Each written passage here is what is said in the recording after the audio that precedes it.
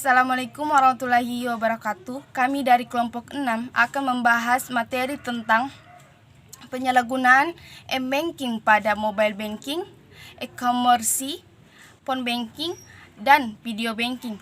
Saya akan membahas materi mobile banking.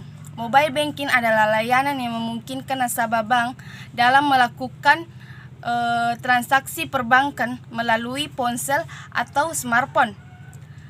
Manfaat mobile banking: 1. Cek saldo. 2. Transfer dana. 3. Membayar tagihan. 4. Membuat deposito. Penyalahgunaan m-banking pada mobile banking. 1. Keylogger. Keylogger adalah software yang dapat menghafal tombol keyboard yang digunakan tanpa diketahui oleh pengguna. Kedua, phishing. Tindakan memperoleh informasi pribadi seperti user ID, PIN, nomor rekening bank, atau nomor kartu kredit secara tidak sah. Informasi ini kemudian dimanfaatkan untuk mengakses rekening, melakukan penipuan kartu kredit, atau memandu nasabah untuk melakukan transfer ke rekening tertentu dengan iming-iming hadiah. Ketiga, sniffing. Pekerjaan yang dimana menyadap paket data yang lalu lalang pada jaringan. Video kali ini saya akan melanjutkan materi yaitu penyalahgunaan e-banking pada e-commerce. Baik, kita masuk ke materinya.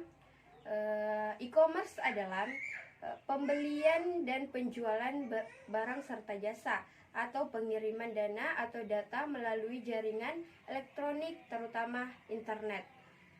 Adapun manfaat dari e-commerce yaitu yang pertama, mempermudah pemasaran dan promosi barang atau jasa, dan yang kedua, memperluas jangkauan calon konsumen dengan pasar yang luas, dan yang ketiga, mempermudah proses penjualan dan pembelian, dan yang keempat, mempermudah pembayaran karena dapat dilakukan secara online. Baik, selanjutnya yaitu penyalahgunaan e-banking pada e-commerce. Yang pertama itu pelanggaran data. Pelanggaran data diidentifikasi sebagai akses tidak sah atas data pribadi yang dicatat oleh organisasi, sehingga mendorong pencurian data. Contohnya itu seperti kebocoran data online shop, seperti Lazada, Shopee, dan Tokopedia, di mana hacker mencuri data terhadap pengguna Tokopedia dan menawarkan harga kepada korban. Dan yang kedua yaitu pencurian identitas. Pencurian identitas adalah tindakan menggunakan informasi pribadi milik orang lain tanpa persetujuan dari pemilik informasi, seperti pencurian nomor telepon, alamat, sehingga mempermudah penjahat melakukan tindakan ilegal seperti jual beli rekening banking yang ada di berbagai aplikasi e-commerce. Phone banking. Phone banking didefinisikan sebagai layanan yang diberikan perbankan kepada nasabah dengan tujuan untuk memberikan kemudahan dalam melakukan berbagai transaksi perbankan melalui telepon. Manfaat phone banking ini lebih bersifat informatif, yaitu untuk informasi jasa atau produk bank dan informasi saldo rekening yang dilayani customer service operator.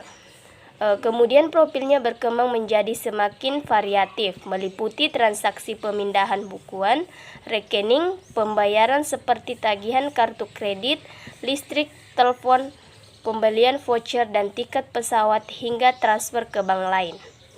Penyalahgunaan banking pada phone banking. Terjadinya penyalahgunaan oleh pihak ketiga yang menyebabkan kerugian bagi nasabah maupun pihak bank yang bersangkutan. Contohnya, hacker menelpon melalui fasilitas phone banking dengan meminta transfer dana menggunakan nomor telepon lokal disertai nomor rekening tujuan di mana PIN telepon dan kartu ATM bukan miliknya melainkan milik korban.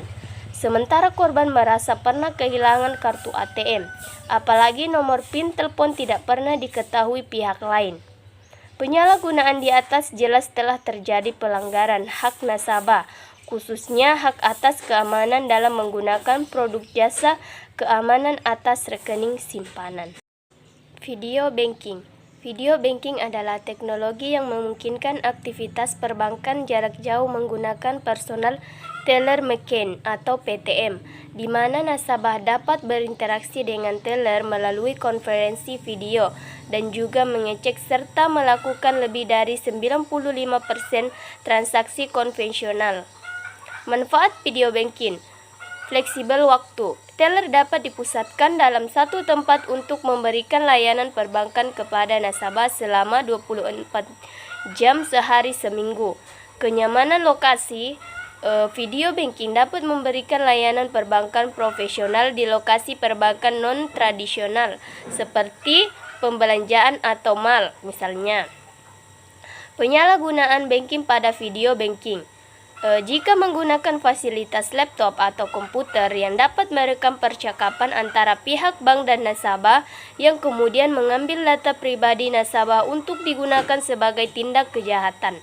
Sebuah perangkat pada saat melakukan video call kemungkinan disusupi dengan merekam aktivitas perangkat, termasuk mengetahui yang diketik dan seperti PIN M-Banking serta biografi korban seperti nomor KTP, nomor HP, bahkan nomor kartu ATM.